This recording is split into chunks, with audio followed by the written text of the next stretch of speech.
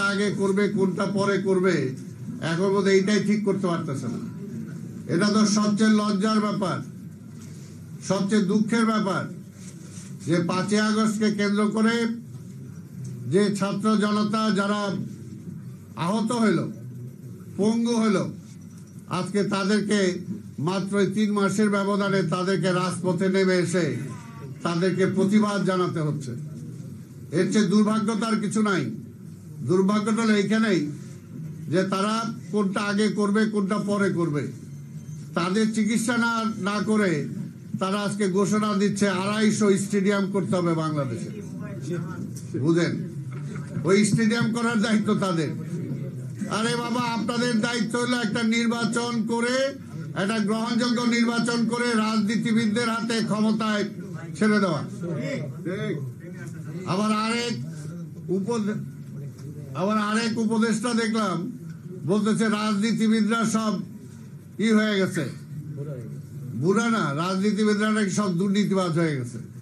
তা দুর্নীতিবাজ রাজনীতিবিদদের তো তারাই যারা তো পালাই গেছে আওয়ামী লীগ, আর রাজনীতিবিদদের তো রাজনীতির ক্ষমতাই ছিল না।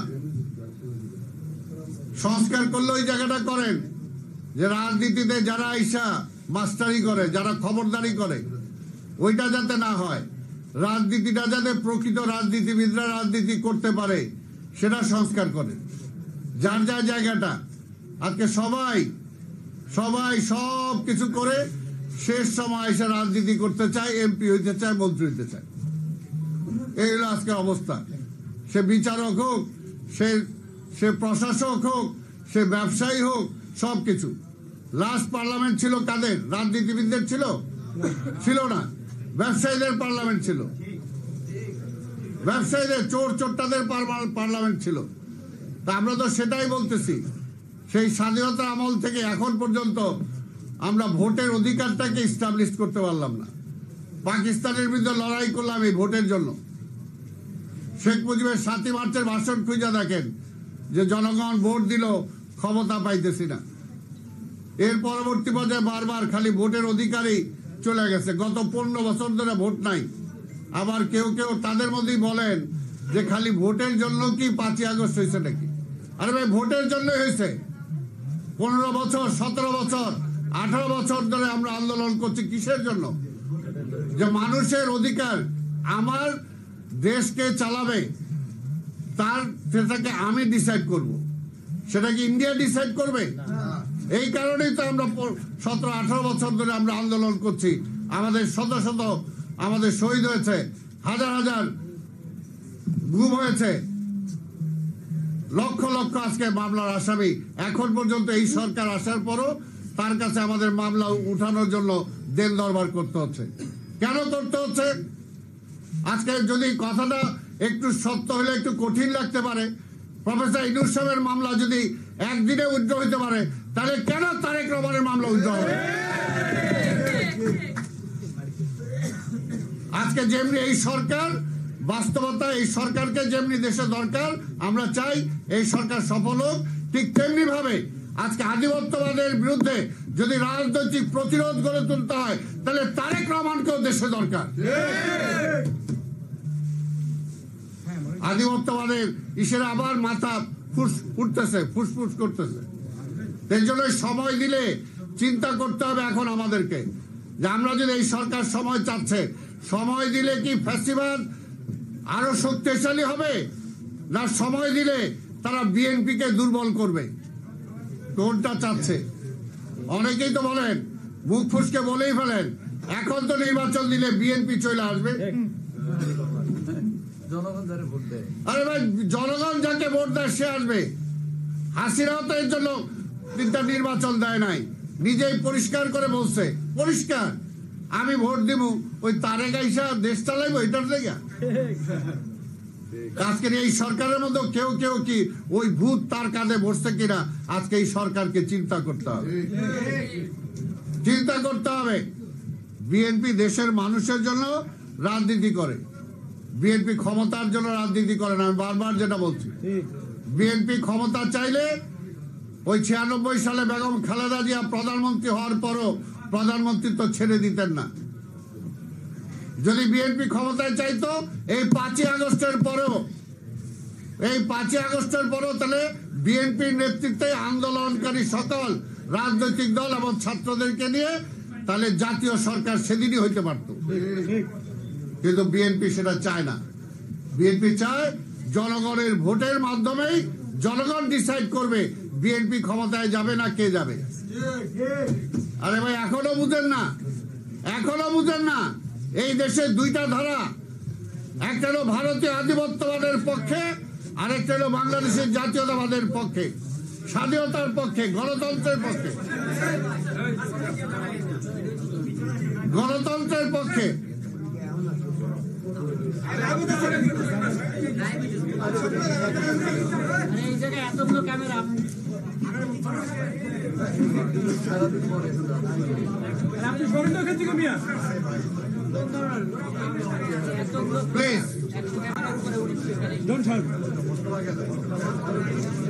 আমরা গণতন্ত্রের পক্ষে, এটাই আমরা করতে চাই। এটার জন্য আমরা বলতেছি আমরা অনেক লড়াই সংগ্রাম করে অনেক ত্যাগ তিতিক্ষার পরে আজকে অসংখ্য নেতা কর্মী আমাদের শহীদ হয়েছে। আমরা কিন্তু সেই কথা বলছি না। আজকে রাজপথে যে সমস্ত আজকে 5ই আগস্টকে কেন্দ্র করে যারা আহত হয়েছে তার মধ্যে অনেকের বিএনপি আছে, কিন্তু 15-17 বছর ধরে যাদের আমাদের আহত হয়েছে, আমাদের পা চলে গেছে, হাত চলে গেছে, চোখ চলে গেছে, অন্ধ হয়ে গেছে, পঙ্গু হয়ে গেছে, তাদেরকে তো এখন পর্যন্ত আমরা রাস্তায় নামাই নাই। কারণ আমরা এই সরকারকে বিব্রত করতে চাই না। আমরা চাই এই সরকার ভালোভাবে একটা নির্বাচন দিয়ে জনপ্রতিনিধিদের হাতে রাষ্ট্র ব্যবস্থা পরিচালনা করার দায়িত্ব দেয়। হ্যাঁ, এবং তার আগে সংস্কার করতে হবে। করেন, কারে দিয়ে সংস্কার করবেন? কারে দিয়ে করবেন? যে খায়রুল হক এই সংবিধানকে ছিন্নভিন্ন করে হাসিনাকে স্বৈরাচার বানালো, ওই খায়রুল হক কই? ধরছেন? এখনো তো ধরেন নাই খায়রুল হকরে। ব্যবসা যারা হাজার হাজার কোটি টাকা যারা লোপাট করে ব্যাংক খালি করে ফেললো, কই ধরছেন? একটারও তো ধরেন নাই। খালি বিএনপি ঠেকায় না। ওই আওয়ামী লীগও বিএনপি ঠেকানোর আন্দোলনে হাসিনা এক কাপড়ে দেশ ছাড়তে হয়েছে। বিএনপির সম্পর্ক জনগণের সাথে, বিএনপি জনগণের রাজনীতি করে, তাই আমরা ক্ষমতার রাজনীতি করি না। আমাদের নেতা দেশনায়ক তারেক রহমান বারবার বলেছেন এবং যেটা বাস্তব প্রমাণ হয়েছে, 5ই আগস্টের পরে যদি তারেক রহমান নির্দেশ না দিত, যেটা আওয়ামী লীগ বলছিল, ওবায়দুল কাদের বলছিল কয়েক লক্ষ মারা যাবে, তা তো মারা যাইতই। কিন্তু বিএনপি সেই রাজনীতি করে না। বিএনপি মানে রাজনীতি করে না, যে প্রতিহিংসা রাজনীতি করে না। প্রতিহিংসা রাজনীতি আওয়ামী লীগ করেছে, তার পরিণতি সেটা হয়েছে। প্রতিহিংসা রাজনীতি কেউ পছন্দ করে না, ক্ষমতার রাজনীতি কেউ পছন্দ করে না। শেখ মুজিবুর রহমান রাজনীতিবিদ হওয়ার পরও রাজনীতি নিষিদ্ধ করেছিলেন, আর শহীদ রাষ্ট্রপতি জিয়া রহমান রাজনীতিবিদ না হওয়ার পরও তিনি রাজনীতি মুক্ত করে দিয়েছিলেন। এটাই হলো বিষয়। শেখ হাসিনা 14 সালে কমিটমেন্ট করার পরও প্রধানমন্ত্রিত্ব ছাড়ার সাহস হয় নাই, কিন্তু বেগম খালেদা জিয়া 96 সালে ছেড়ে দিয়েছিলেন। এই জন্য বলি যে আজকে তারেক রহমান, বেগম খালেদা জিয়া, জিয়া রহমান এদের সাথে কাউকে মিলে না। আমরা রাজনীতি করি দেশের জন্য, একদিন দুই দিনের জন্য না। বাংলাদেশ যতদিন আছে বিএনপি ততদিন থাকবে। বিএনপির জন্মই হয়েছে বাংলাদেশের বাস্তবতার কারণে। আওয়ামী লীগ ব্যর্থ হয়েছে বলেই বিএনপির জন্ম হয়েছে। শেখ মুজিব ব্যর্থ হয়েছিল বলেই জিয়া রহমানের আবির্ভাব হয়েছিল। জোর করে হয় নাই কেউ।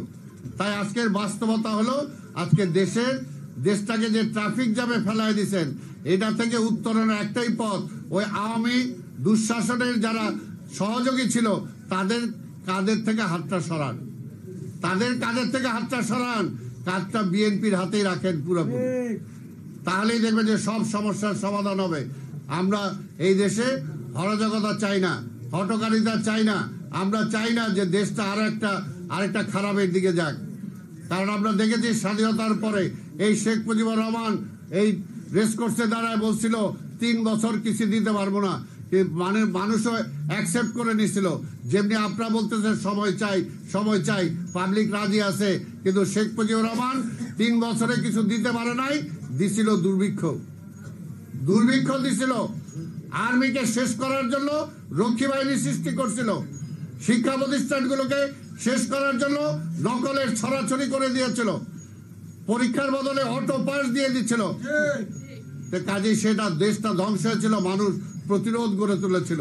আমরাও চাই না যে আপনারা ব্যর্থ হন। ওই স্টেডিয়াম বানানোর জন্য আপনারা পরিকল্পনা নিয়েন না। আপনারা পরিকল্পনা করেন যে আগামী কিছুদিনের মধ্যে কিছু সংস্কার করে কিভাবে নির্বাচনটা করতে পারেন, কিভাবে নির্বাচিত প্রতিনিধিদের হাতে ক্ষমতাটা অর্পণ করতে পারেন। কারণ আপনাদের দীর্ঘদিন ক্ষমতায় থাকার কোনো সুযোগ নাই।